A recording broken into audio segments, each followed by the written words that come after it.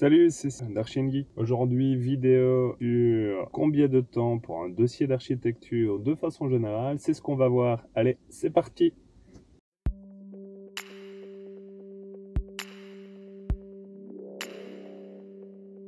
Donc je suis arrivé un petit peu plus tôt à mon rendez-vous et donc j'en profite pour faire cette vidéo. Donc, petit pense bête justement sur la thématique. Donc elle est inspirée par un retour d'expérience d'un confrère sur TikTok, donc sur la chaîne Architecte Expose. Je mettrai en description son lien pour TikTok. Et en gros, je vais vous donner ici une vue d'ensemble des phases d'un projet, des exemples concrets, des conseils pour gérer les délais et la communication avec vos clients. Donc c'est une question cruciale que beaucoup de maîtres de l'ouvrage, clients, se posent avant même de démarrer un dossier. Chapitre 1, les phases d'un dossier d'architecture. Donc beaucoup de gens ont un peu cette méconnaissance, et donc ici, deux grandes phases importantes. La phase de conception et la phase de suivi de chantier. Donc, au niveau chronologie, à partir de la signature du contrat, vous allez d'abord réaliser une esquisse. Cette esquisse-là, vous allez la présenter. Elle va évoluer et généralement, on parlera après de quand l'esquisse va s'affiner, on va parler d'avant-projet. Donc, on va vraiment figer le programme et les dimensions du projet. Suite à ça vient le dossier de permis d'urbanisme. On vient rajouter une surcouche administrative. Et donc tout ça, c'est la première phase dite de conception. Au strict minimum, dans mon cas, je suis dans un délai de 4 mois et demi à 6 mois pour arriver à ce stade. Et ça peut être bien plus long. Pendant la période de permis, là, on a droit à plusieurs facteurs en fonction donc de votre dossier. Là, ce que je vais dire, c'est au niveau de la Wallonie, en Belgique, où en gros, quand on dépose un permis, la commune a déjà 30 jours de complétude. Le 3/4 du temps, il sera incomplet, effectivement. Il va manquer, comme mon confrère dit, une cotation, les courbes de niveau, même si le terrain il est plat, et j'en passe. En termes d'anecdotes, ça, je pourrais aussi m'amuser avec les perles administratives. Ensuite, quand le dossier est considéré complet, donc quand on va redéposer les compléments, ils ont de nouveau 30 jours pour dire si le dossier est complet.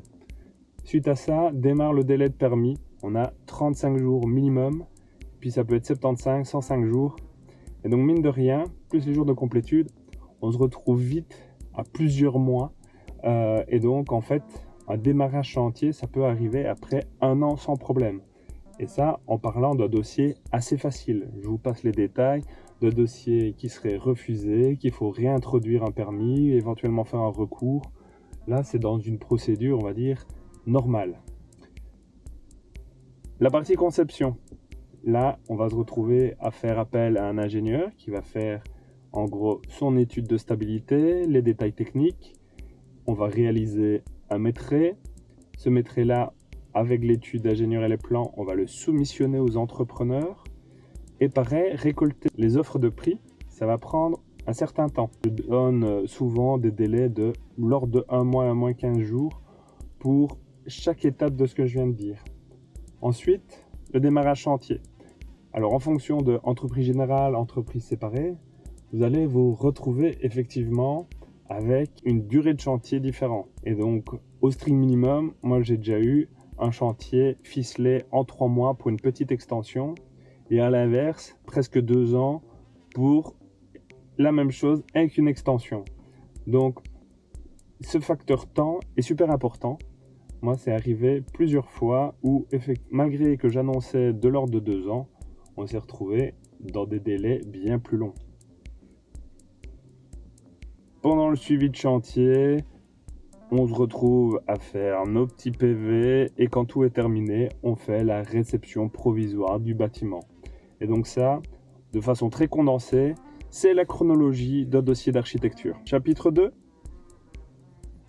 Je vais donner quelques retours d'expérience sur des dossiers qui, effectivement, va mettre en place ce délai assez long. Donc, d'abord, à l'inverse, le dossier parfait. Les gens savent exactement ce qu'ils veulent. Conception, entre la signature et le permis, 3 mois.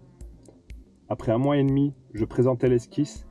Elle a satisfait aussi bien la commune que les clients. 1 mois et demi plus ou moins plus tard, on déposait le permis. Permis où il n'y avait aucune surcouche réglementaire. Permis complet du premier coup, ainsi que le permis en 35 jours. On s'est retrouvé donc à moins de 6 mois avec le démarrage chantier. Pourquoi? Parce que pareil, il savait avec qui il voulait travailler. Et donc, de la signature jusqu'à la réception, il s'est écoulé 9 mois. Ça m'est arrivé en une fois en 15 ans. Après, les scénarios où clairement ça va se compliquer, c'est justement, par exemple, les gens indécis, où le programme n'est pas tout à fait figé. J'ai déjà eu aussi le cas où les gens ont eu un heureux événement, donc le programme avec les chambres a été chamboulé. Ça m'est même arrivé 2 fois. Où en gros, Seb, il va falloir rajouter une chambre au programme. Et donc ça vient chambouler l'entièreté d'une programmation et la configuration éventuellement qu'on aurait mis en place. Suite à ça, c'est déjà arrivé les problèmes d'administration. Et donc, quand j'ai déposé un permis d'une habitation dont j'ai déjà fait plusieurs fois un live, on a fait une procédure de recours. Et là, pareil, il y a des mois qui s'écoulent. Et donc ici, j'ai un dossier d'une conception de maison où en gros, ça va faire presque 2 ans et on est à la case départ on doit introduire un permis. Cas de figure aussi, et malheureusement ça arrive plus souvent qu'on ne le pense, c'est des soucis de chantier. Donc à un moment donné, soit le corps de métier fait défaut, ou au niveau du planning, on nous annonce une date de démarrage à telle date et on va démarrer 6 mois plus tard. Et ça, c'est des choses qui arrivent fréquemment. J'ai plusieurs anecdotes où le délai de chantier, même si il est signé sous contrat, on le dépasse largement. De rares cas, les clients vont demander une indemnité de retard parce que, en gros, ils estiment qu'effectivement l'entrepreneur a un peu abusé. Je pourrais encore rajouter d'autres anecdotes, mais ici l'idée c'est de bien comprendre qu'en fait le délai peut être très long. Et donc souvent, moi, à la première réunion, j'annonce aux gens qu'un délai de permis et un délai de mission complète d'architecture, ça va prendre beaucoup de temps. Et donc moi, là, on arrive justement au chapitre 3, c'est un conseil pour optimiser le planning. Donc ça, c'est à titre personnel, j'ai déjà fait une vidéo avec le logiciel To-Do ou planificateur de team. C'est de faire un rythme de travail. Donc au début, j'étais sur 1 mois, je suis passé à 1 mois et 15 jours. Mes collaborateurs me poussent à passer d'ailleurs sur 2 mois pour avoir en gros un échéancier, un planning qui se met en place par ces rythmes justement on a la phase de l'esquisse, puis la phase d'avant-projet, etc. Et ça va permettre de vous structurer, mais aussi de pouvoir annoncer aux clients un peu cette chronologie. Et donc, si je reprends, de l'esquisse jusqu'au stade de permis, effectivement, 1 mois et demi, 1 mois et demi, 1 mois et demi, on est souvent de l'ordre de 4 mois et demi au strict minimum pour arriver à un stade de permis. Et là, ça ne tient pas compte du temps de réflexion des clients qui, des fois, peuvent prendre énormément de temps. Et là, pareil, un exemple, pour la conception d'une maison, les gens ont pris 2 ans. Donc, je présentais le projet et le temps qu'ils me reviennent, il s'écoulait 2-3 mois. Je leur envoyais un petit rappel pour savoir ce qu'il en était. Et donc ça, c'est à prendre en compte. Un élément que j'ai pas dit dans la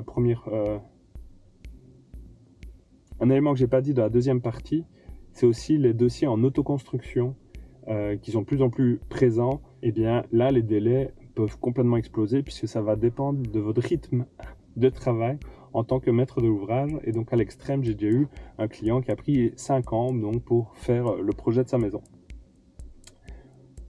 Donc quand vous annoncez au client dès le premier rendez-vous le rythme que vous allez mettre en place, les délais un peu administratifs et la partie chantier, sachant que voilà, le strict minimum d'une petite extension, on est sur 3 mois, et sur un chantier, on va dire, d'une taille d'une maison, ça va être de 9 à 12 mois, et bien effectivement, on va se retrouver avec cette fameuse moyenne de 2 ans. C'est très important donc d'informer le maître de l'ouvrage de ce délai. J'ai déjà eu des gens qui me demandaient « le chantier peut démarrer le mois prochain ». Bien sûr que non, ça va pas le faire. Conclusion de tout ce que je viens de dire. Donc, récapitulatif des points clés. En résumé, un dossier d'architecture prend souvent plus de temps qu'on ne le pense. Mais avec une bonne organisation et une communication claire, on peut éviter bien des imprévus. C'est d'ailleurs plus facile de le dire qu'à faire. Moi-même, ça m'arrive d'être débordé, il y a des imprévus et qui, malgré tout, viennent chambouler fortement ce planning. Et voilà, si la vidéo t'a plu, n'hésite pas à lâcher un petit pouce bleu, à t'abonner à la chaîne si ce n'est pas encore fait. Et à bientôt pour d'autres vidéos. Et ciao!